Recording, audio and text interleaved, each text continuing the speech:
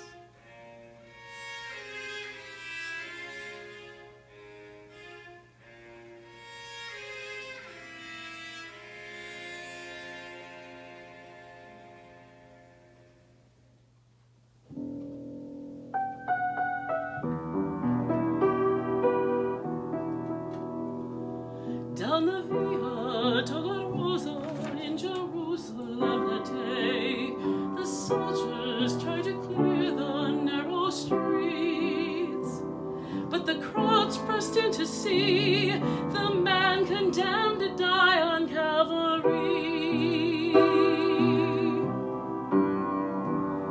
He was bleeding from a beating, there were stripes upon his back, and he wore a crown of thorns upon his head, and he bore with every step the scorn of those who cried out for his death. Down the Via Dolorosa, called the way of suffering, like a lamb came the Messiah, Christ the King. But he chose to walk the road out of his love for you and me. Down the Via Dolorosa, all the way to Calvary. He was bleeding from a beating, there were stripes upon